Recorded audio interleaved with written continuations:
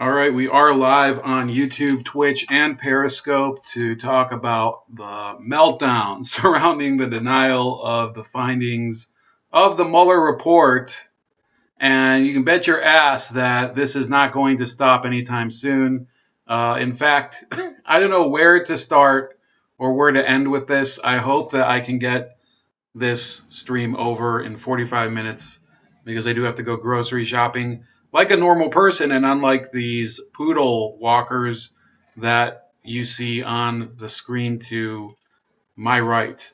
I hope you guys join in. By the way, welcome to any of the new people who have joined. I hope that you subscribe to me on this channel as well as the other channel, Razor Ray Special Cuts. A warning, I do cough like a coal miner, so not much I can do about it at the moment. Also, you can check out this video that I made exclusively on BitChute. I believe that for the foreseeable future, I'm going to be releasing BitChute exclusive stuff as much as I can, just so that I can pump the numbers up there, because it's not looking like a good place to grow here on YouTube. Although, yes, some of you guys have joined recently, and guys and gals, and I appreciate it.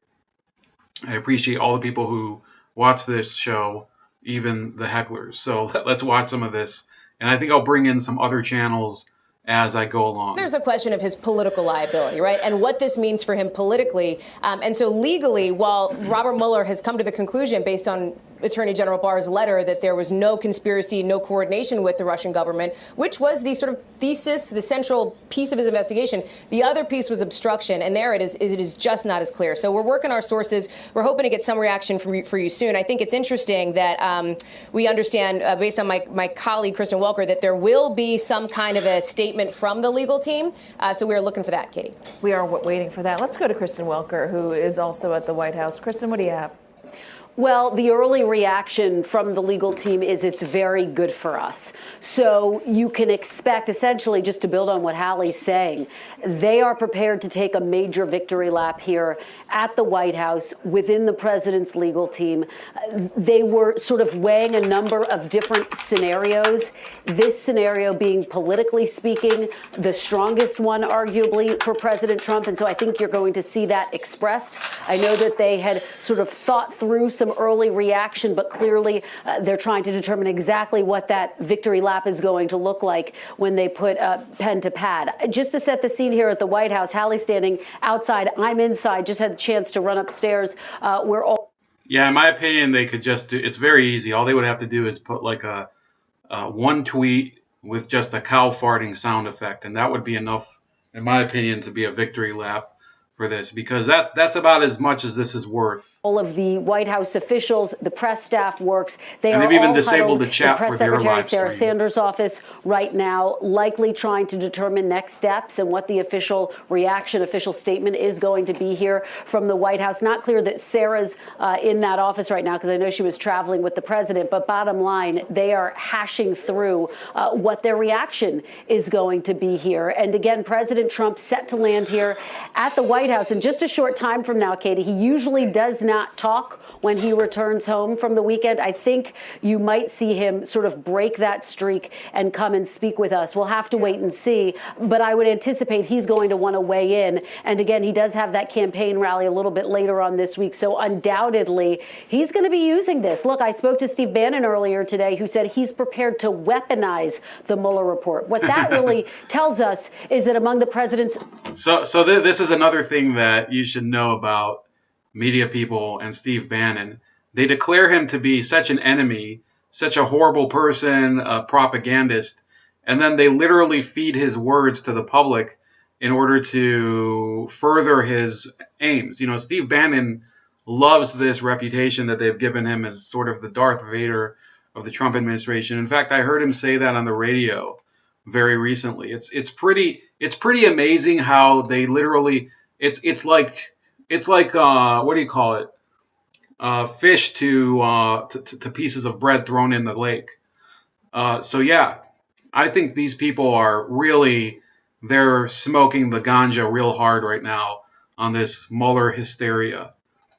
staunchest supporters, they were calling this a victory even before we knew the details. So now they sort of have some meat on the bones to back it up. And does this now mean the president can use this to convince others that might have been on the fence about him, might not have enjoyed this investigation, might have had questions surrounding this investigation, to say, hey, listen, I was right, it was a hoax, I am the victim here, you should vote for me? Does he use that as a way to broaden his appeal? That is still an open question. Sarah Sanders has just released a statement while you were on with us, Kristen. She says the special counsel did not find any collusion and did not find any obstruction. Although the special counsel did not find obstruction, that was what AG Barr and Rod Rosenstein found. Attorney General Barr and Deputy Attorney General Rosenstein further determined there was no obstruction. The findings of the Department of Justice are a total and complete exoneration of the President of the United States. Number one, the special counsel did not find collusion. Sarah Sanders is right to say that. She is not right to say that they did not find any obstruction. They left that question explicitly up to both William Barr and Rod Rosenstein, and William Barr and Rosenstein determined that there was no obstruction. She says it is a total. So bottom line, there was no obstruction. I mean, how hard is it to say that? This is like what's so ridiculous. They want to catch people in lies that are not material. Okay, so the report itself did not rule that that obstruction of justice was out of the picture. But the Attorney General himself has apparently said that there was no obstruction of justice. So why is that detail so significant? Well, I guess that there are certain parameters, because, I'm not a lawyer. I don't know if any of my viewers are lawyers. There are certain parameters of investigation that I guess are better left to the prosecutor. Elements of criminal prosecution that are better left to the prosecutor to recommend rather than the investigator. That's the gist of it. But materially, if you talk about what this means for the public, it doesn't matter. And complete exoneration of the president. The Mueller summary, according to Bill Barr, says while the president did not commit a crime, it does not exonerate him. That was expressly said in that letter. So even in circumstances where the news is good for them, they have to be incorrect. So that's consistent, I guess, with this White House.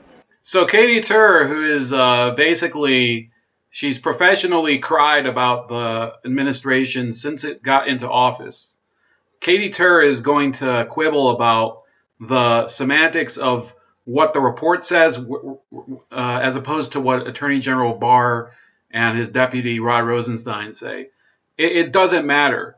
It does not matter. And in the end, the lack of actual acceptance and the lack of coping ability on the part of the Democrats is really the problem here. The fact of the matter is that you always had somebody within the administration that was overseeing the investigation, okay? You had Sessions, who had to recuse himself. You had Rosenstein. You had Mueller. There's no way that they can get an outcome that is, disappointing to them without claiming that it was the administration that bullied these people, they obstructed justice or whatever. They needed the indictments in order to fulfill their own vision of what this was supposed to be about. Without the indictments, they basically wasted their entire time. So now they're going to have to construct this alternate universe where Rod Rosenstein was basically working for Trump in order to cover up Trump and the Russians, and they're going to have to do the same thing with Bill Barr. They're going to look at every redaction and say, well, this contains a smoking gun. They're going to point at the NRA. They're going to point the finger at various people like the Miss Universe pageant. I bet they're going to resurrect that. Yesterday, I heard somebody complaining about the Alpha Bank. Well, and Katie, that's why you are going to see such a pitched battle to get the actual report. Jerry Nadler earlier today on Meet the Press said essentially arguing that some of the documents are protected by executive privilege isn't an argument because they've already been subjected to this investigation. So you're going to see Democrats really push to try to see the entire report by special counsel Robert Mueller. Now, undoubtedly, what I think you might see also is a desire by the White House and some others for the entire report to not be released, at least publicly. And they point to, ironically, the case of Hillary Clinton. They say, look, in the case of Hillary Clinton, you essentially had James Comey saying she didn't cross any legal lines, but here are all of the things she did that showed misjudgment. They say they don't want to see a repeat of that. They also point out that they were critical of how he handled that matter at the time, Katie. But Kristen, I don't understand. Even on a good day where the news is good for them, they still insist on lying. They still put out incorrect statements. Why in the world would Sarah Huckabee Sanders want to cloud? All right. Sorry. Putting out a statement. I meant to unmute myself and then I muted her, which is something that NBC should do. They have to lie, even though we've lied for 2 years. That's basically what she won't say it this way, but this is the way it is. And of course, you know, a few of you people came to this channel from the Hard Bastard channel, and you know, I think we're all of a similar attitude with respect to this. They will hold other people accountable for lying while they themselves have concocted fantastic deceptions and unbelievable fantasies for the past 2 years. They've believed this idea that Donald Trump got caught. For example, there was the hotel elevator rumor where they thought, well, there's a tape of Donald Trump beating Melania Trump in an elevator. That's what they've been promoting for 2 years. Issues like that, prognosticating, speculating, things like that. Who was it? I think they speculated that Jerome Corsi snuck into the Ecuadorian embassy in order to see Julian Assange. All sorts of ridiculous nonsense. They've put it, and you know, they'll always caveat it by saying, well, you know, these are theories. These are things that could have happened. These are, you know, it's ridiculous. That's not news reporting. That's full of two factual errors. Well, she's seizing upon the final conclusion by from the Bill Attorney Barr General. And Rosenstein, and not I think from Mueller. that, and by the way, when we hear from President Trump, it's a little bit of a preview, right, of how they are going to spin. Not unusual for White House's administrations to do that, but these findings. And so I think when we hear from President Trump, whether that's today, whether that's a little bit later on this week, I think you're getting a good preview of what he is going to say. But make no doubt about it, again, and I keep going back to this, even Nikki Haley earlier today, before we knew the full results of what Barr was going to say, was essentially saying it's time to move on. There are no more indictments. And so you put all of these things together, and politically speaking, this is a very good day for President Trump, and they're going to be spiking the football today and right through Election Day, likely, Katie. Yes, again, although I don't think we can call it spin. I think that is lying. Let's go to Ari Melber, our chief. Oh my God! I mean, it's unbelievable the bitter hurt on these people's. They shouldn't spike the football. What they should do is bake a fucking cake and have like Rudy Giuliani like burst out of it naked and you know, basically wearing like a codpiece and like, hey. What about this, bitch?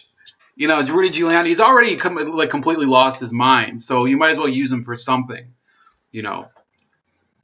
Legal analyst here at MSNBC and NBC News, also the host of Look at this Ari, face, what too. is your first reaction? My first reaction is the most important parts of this letter are the... My first reaction is pouring a glass of rosé and crying by the lampshade as I read Wuthering Heights by one of the Bronte sisters. I don't even remember which one now. Direct quotes from the Mueller report. Everything else is Barr's views and conclusions, which are also significant since he's Mueller's boss, but are not the Mueller report everyone's been waiting for. And anyone in any field knows that there's plenty that can be done with characterization and conclusion. So in those direct quotes, there is clearly, as you've been reporting, good news for the Trump campaign and President Trump, in that it echoes what we really knew as a clue from Friday night, because this ended without any indictments on collusion, election conspiracy. And here we see a quote of a finding that there was not a collusion, election conspiracy between the Russian government and the Trump campaign and associates. Now, there isn't supposed to be one. That's something most campaigns take for granted. They're not even suspected of. Yeah. But it is, obviously, after a 22-month probe, a very significant finding. Second, I think where we're going to see a huge fight, and this is what I've really been reading into in the letter, is we see already some gap distance between Mueller's take on obstruction, what he actually carefully did in what we understand to be his conclusions, and Barr going further. So let me tell you what I mean, and then we could get into it more if you like or you have time. We see very clearly, as you were just discussing with regard to the overstatement by the White House, that Bob Mueller looked at potential obstruction, looked at that evidence, went through it and investigated it, and said that the president is not exonerated, nor is he, in the view of Mueller, guilty of a federal crime within the ambit of his probe. So that is, to put it simply, a middle ground. And this letter then goes well beyond that. It is not a middle ground because the exoneration would mean that he'd conclusively be able to prove a negative. It's very difficult to prove that somebody did not do something with 100% certainty. Okay, given that many of the events that were in the dossier and many of the events that were from other sources such as Papadopoulos, as well as Michael Flynn and things like that, those are things that are based on one person's what do they call he said, she said, or he said, things that are verbal conversations, things like that. You can't. So how can you positively conclude that somebody has been completely exonerated when there's so many different ends that were deliberately put into this investigation in order to muddy the waters and make it seem like there was this tremendous web of collusion that was going on? It accurately quotes that, so credit to Barr that we only know that because he's quoting this, and we don't have any reason to think he's misquoting it. But then having said that, Barr goes much further and says he now, today, after what we know to be a short time, 2 days, has concluded on his own that there's no obstruction by the president. Now, if that rings in people's ears, it should, because people may remember that in the case of President Clinton or President Nixon, the questions around presidential obstruction as a potential high crime are generally dealt with, or as lawyers would say, adjudicated by the House, not by the president's own Justice Department. And so that right there is a glaring sign. And that, I think, is interesting. Well, what they had with Bill Clinton was that he perjured himself. There was a difference there. Well, I'm not referring to the underlying facts, but the comparison I'm making is that the House... You never rely on the underlying facts, do you?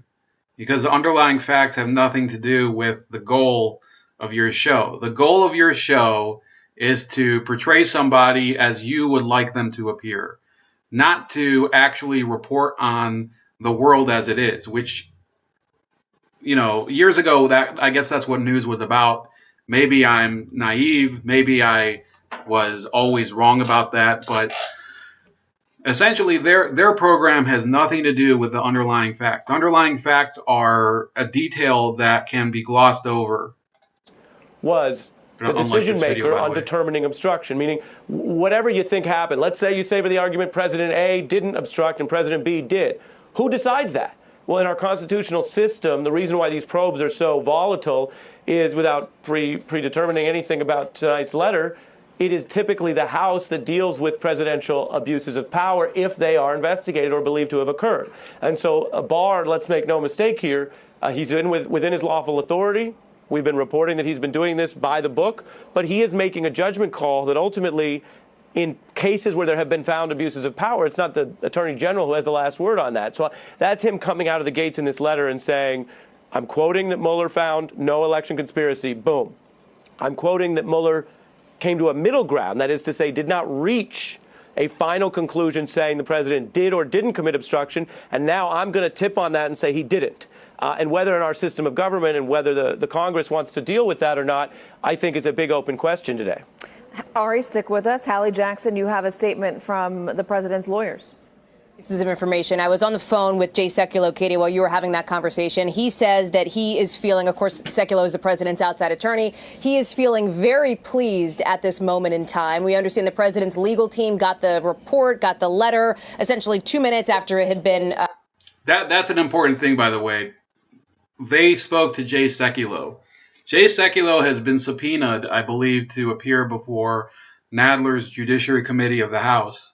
And that will be a huge mistake on Nadler's part, because all they're going to get is Jay Sekulow invoking attorney-client privilege, A. That's one thing. And B, on the questions he is going to answer, he's basically going to berate him and, yell at Nadler about how this whole thing is a huge, what do you call it, an injustice, a persecution, a miscarriage of justice. Jay Sekulow's radio show, by the way, is on it's on the right-wing Salem radio network. It's a nationwide group of radio stations that they're very, I guess you could call them Christian right. And the show is not bad, but it is incredibly biased. I mean, the show does give more expert opinions because Sekulow and his son and friends are all lawyers, and I think a lot of them are defense attorneys, in fact. So you're not hearing from people who are completely oblivious to fact and the ways of the justice system, but they're extremely biased to the conservative side, extremely biased. But the show is not peddling in open lies. And the fact of the matter is that I haven't heard a single thing with respect to the Russia investigation, at least, that the Sekulow show has ever gotten wrong. So they're going to milk this appearance for everything it's worth. Released out to the public, essentially. Sekulow was rather cagey, would not say whether he has spoken with the president about this, but we do expect a fuller statement from the president's legal team sometime in the next 5 minutes. And it's my understanding that my colleague Kelly O'Donnell, who is traveling with the president in South Florida, spoke with Rudy Giuliani as we were on the phone working our sources. And Giuliani tells NBC the result is, quote, better than expected. That should give you a very clear sense of the mindset of the president's legal team at this moment and of the White House in general. And here's another piece, another clue that gives us a window in their thinking. The White House has just sent out a statement, just sent out something to reporters here with key findings as they see it from the Attorney General's summary from this letter. Now, they seized on 3 sentences, 3 pieces of information. The first one won't surprise you. The first one is that sentence about how the special counsel's investigation did not find that the Trump campaign or anyone associated with it conspired or colluded with Russia. This is, expired or coordinated with Russia. This is the no collusion sentence, if you will. We knew they were going to seize on it. We already started to see them do so. So it is unsurprising that they are doing so unofficially. Fine. The other 2 pieces of information that they're highlighting themselves are very interesting because they both relate to this issue of obstruction. And they talk about, they've plucked now these 2 passages from the Attorney General's letter saying the report identifies no actions that in our judgment constitute obstructive conduct. And they also highlight that part where Barr says Deputy Attorney General Rod Rosenstein and I have concluded that the evidence developed during the special counsel's investigation is not sufficient to establish the president committed an obstruction of justice offense. That is Bill Barr's interpretation of Robert Mueller's report. That was not Robert Mueller's presentation of the facts to Bill Barr, because Robert Mueller did not come down explicitly one way or the other per this letter as it related to obstruction, and in fact explicitly said that while there was no evidence that the president committed a crime related to obstruction, this investigation did not exonerate him. So the White House is, listen, in essence, cherry-picking pieces of this letter that they want to highlight, that they want to tout, that they want to get out there. They're cherry-picking the parts of the letter and the report that are most important. Who cares about the other crap? Who cares? Who the fuck cares? Come on. Have people talking about. And again, while it is fairly black and white on the sort of no collusion, no conspiracy piece, that is not. Yes, it is. The case on the obstruction piece. And so these are among the questions that we will have for President Trump as he starts to get ready to head back to Washington. And forgive me, I'm looking at my emails here because, as you can imagine, our emails and texts are blowing up a little bit. And it looks as though there has now been a call for Bill Barr to testify. Unsurprisingly, the next step of this, Katie, may be sort of our live coverage of looking at Bill Barr, perhaps even Robert Mueller testifying to Congress. We don't know if or when those things could happen. That is a tweet from Jerry Nadler, who says, in light of the very... Yeah, what a piece of shit. He puts the 3 parentheses around his Twitter profile so people won't criticize him. By the way, I'm Jewish too. I don't use that in order to get sympathy because people will say like mean shit about me because I'm Jewish. So Jerry Nadler is just this piece of crap. a morbidly obese piece of crap, if I may add, who is going to be convening these stupid hearings before the House Judiciary Committee and, haranguing the Attorney General and Bob Mueller and everyone about why didn't you give us the goods? We wanted the goods.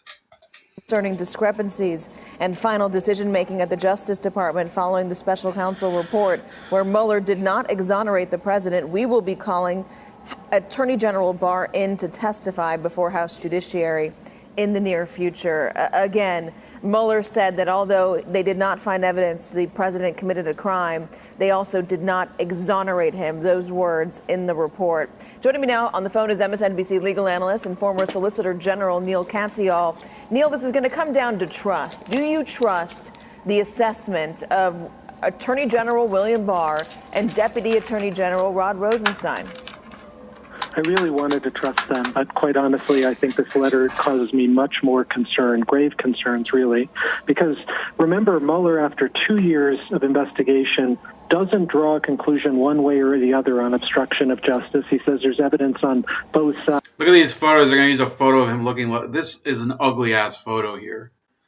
So, no, Jerry Nadler is Jewish, by the way. Those of you that are in the chat, he is Jewish, and he's part of the establishment of the people who belong to these. Look, this is a topic that I haven't covered very recently, but I have in the past, where there are organizations that are like the establishment of every community. You see it in the NAACP, you see it in National Council for La Raza and the Latino community. In the Jewish community, you have the ADL and a number of similar organizations. And Jerry Nadler would be one of them. Although those organizations are falling apart recently because of all this stuff regarding Ilhan Omar and the fact that so many of the, in reality, people don't agree on things as much as they thought they would. They thought all the Jewish people in America agree on the same thing. They all agree that we're going to vote Democrat every single time. Well, I'm sorry to surprise you. I've never voted Democrat, and I don't really want to belong to a political party. So yeah, that's Jerry Nadler for you. What a clown, and he's going. You're going to see some real clown shows coming up, by the way. And then you have Attorney General Barr within 48 hours of receiving this saying, I conclude that the evidence isn't there. And in particular, he says there's not evidence of Trump's intent. Now, how the heck does he determine that in 48 hours after a 2-year investigation, and particularly without even trying to interview Trump? If the whole question is Trump's state of mind, I would expect any reasonable prosecutor to try and get that information. That appears not to have been done. There's not. That's an easy question to answer. Donald Trump didn't have any personal contact with any of the people that were on the Russian end in this thing. It was his son, Donald Jr. And second of all, now that he's president of the United States, okay, how are they supposed? So they're supposed to sit him down and say, well, you should go under oath for whatever, blah blah blah blah blah. Well, they never put Hillary Clinton under oath. They also established her intent without ever being able to, without getting a transcript, without recording the interview, nothing. So where's the standard? When you wreck the standards at the beginning, when there are no standards at the beginning, you can't expect people to live up to the same standard. Nothing in the letter about that. So I do think that there's going to be a fear among the American public that there's been a whitewash here. I think there has to be congressional testimony by Barr. I think there will have to be, Mueller coming forward too, and the American public seeing the report. But absolutely, I think that this letter raises far more concerns than it does provide answers. How long does it take to go through the special counsel's report in order to identify material that cannot be released publicly? The grand jury material and anything else? That's such a great question, because the end of the Barr letter today says, I have to, I want to release as much of the Mueller report as I can, but I'm worried about grand jury material, and so I'm going to have to launch a process to undertake that. All right, that's it. We're going to switch over to CBS because I don't want this all to be At the MSNBC. Hill. There's only so much He I can also take. joins us. He's joining us from our Washington, D.C. bureau.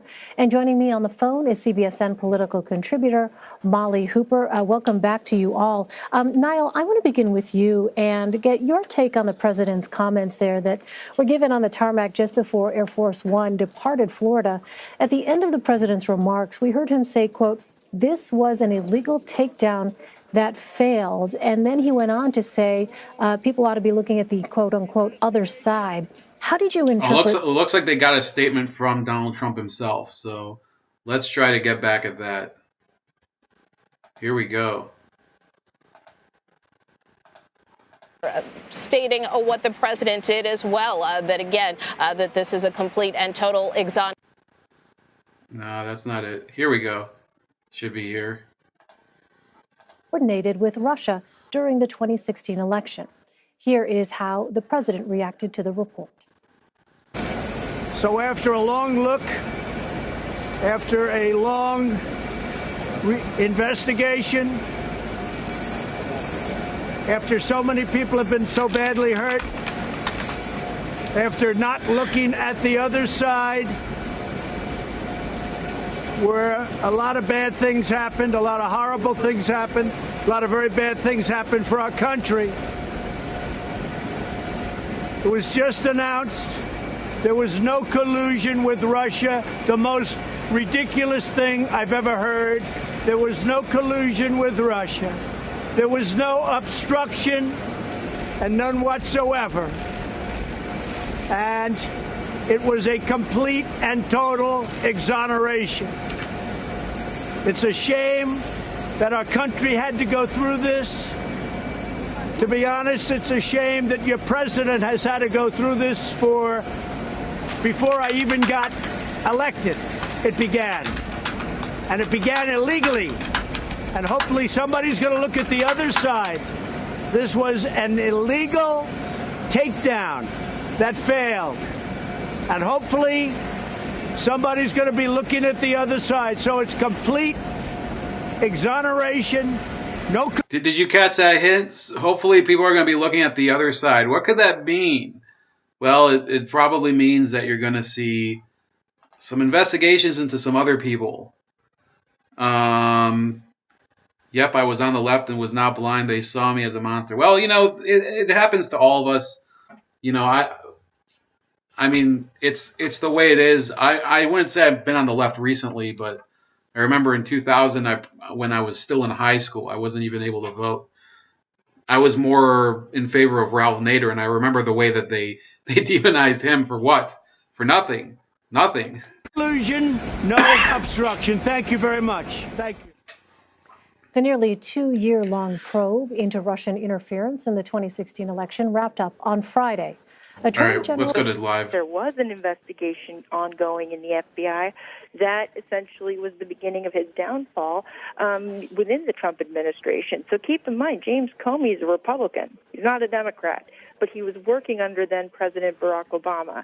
And the Republicans, they still are pushing for answers to this outstanding inquiry they have into the decisions that were made and the justification on which the investigation was based. If you hear that term, Steele dossier, the so-called Steele dossier that was apparently the basis for it, a lot of that has been discredited. And so Republicans want answers, and they want to know how the decisions to get FISA warrants to even listen to Carter Page and various individuals within the Trump campaign, they still want answers to how that all came about. And I have a feeling that may have been what the president was referring to.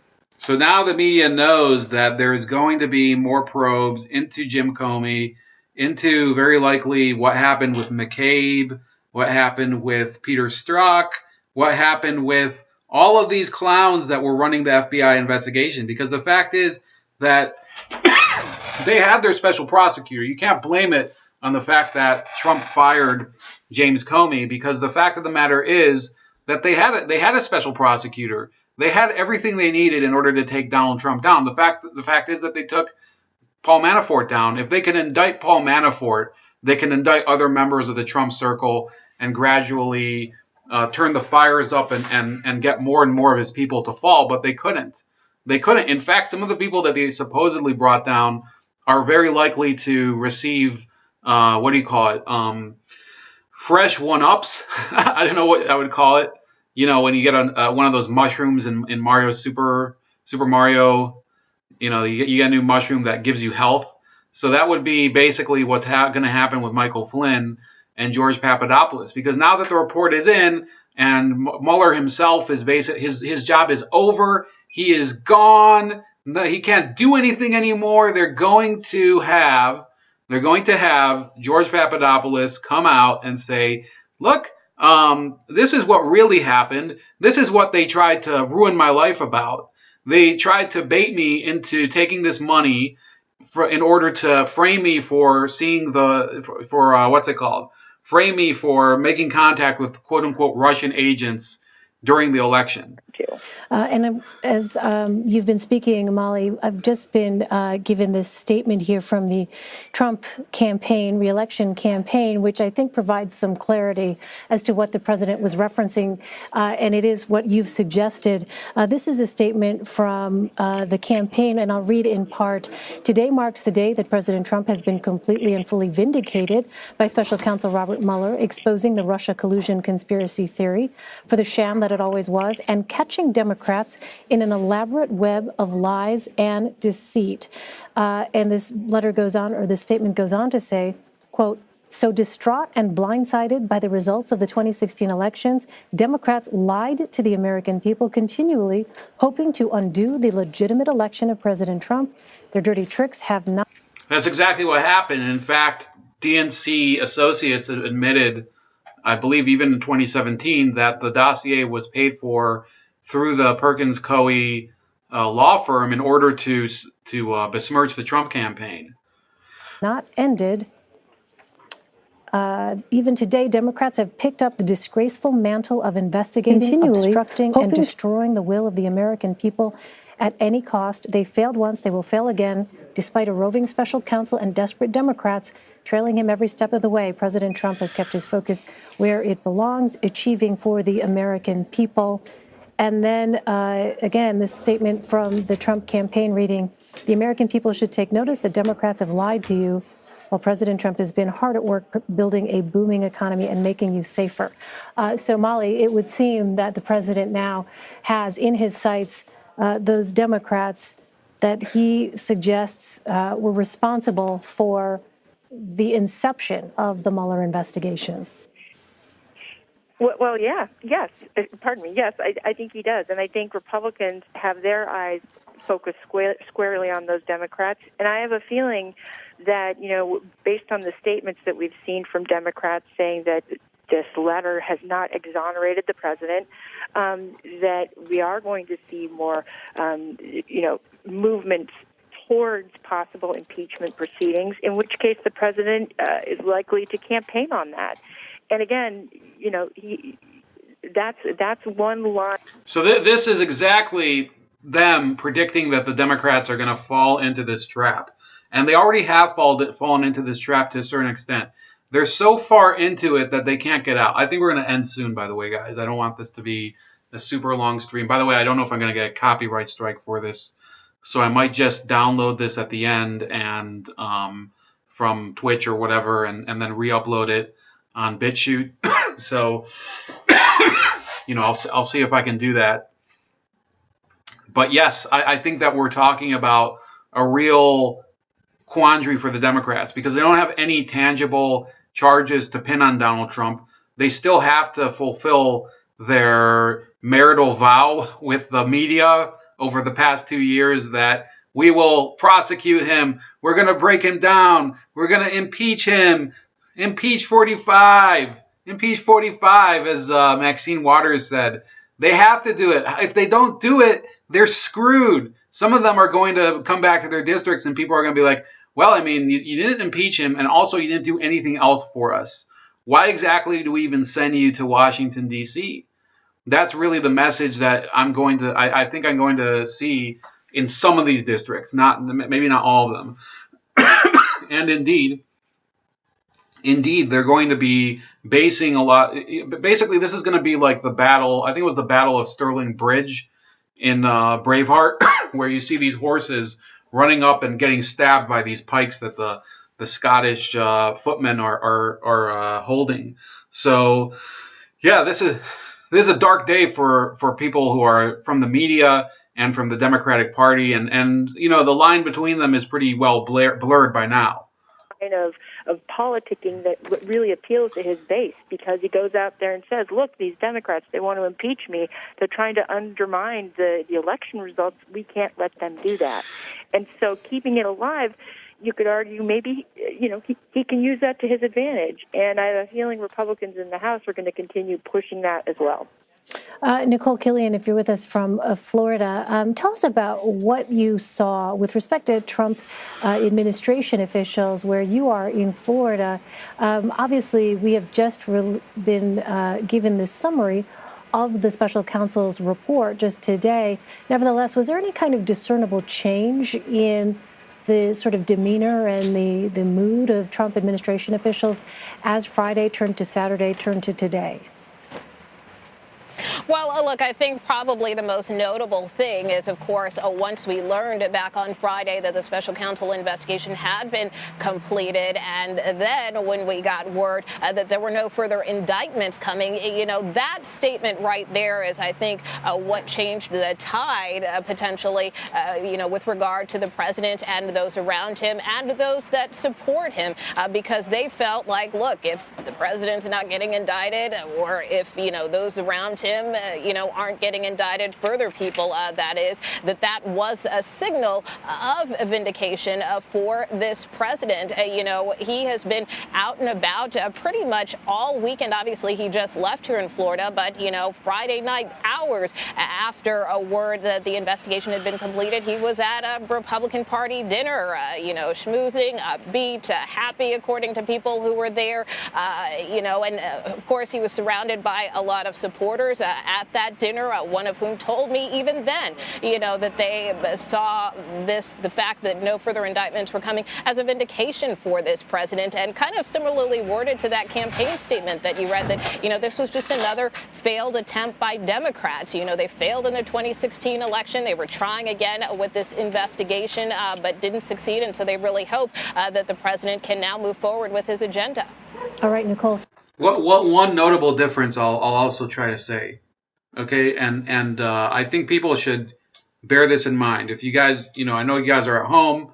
I don't think you need to agree with me on political ideas. Chris, I'm not sure what you think, but obviously Fresh says that he's from the left, or used to be from the left. But when people ask you, well, why is it that Republicans won't admit that they came up empty on the Benghazi hearings? There's a very, very different issue over there.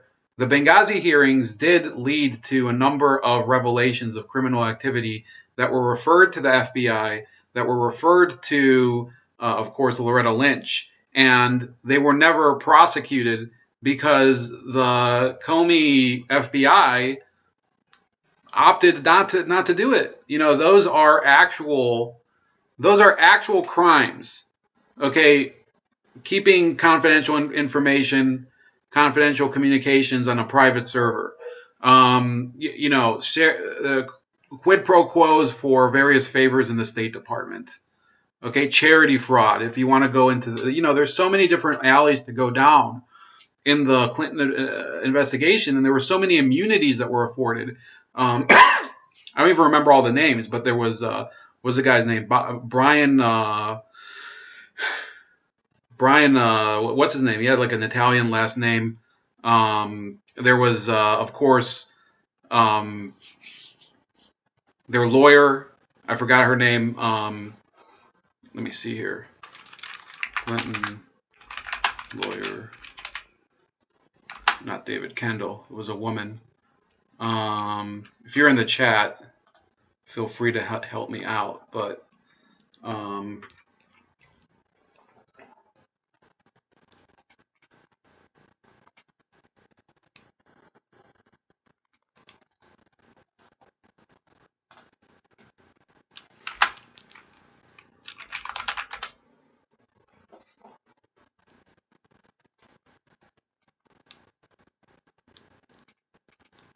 I mean, you can't even find it now. Okay. What was her name? It was a pretty standard name, but she had a lawyer that was given immunity, even though she was part of the investigation, and she could represent Clinton during the back and forth with the FBI, even though that's a conflict of interest. The conflict of interest means that you shouldn't be able to, represent somebody in a trial that you yourself might be implicated in. What was her name?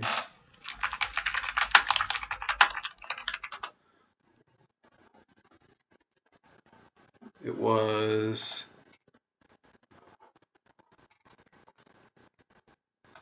I'll find her. This is going to drive me nuts, so I have to do it.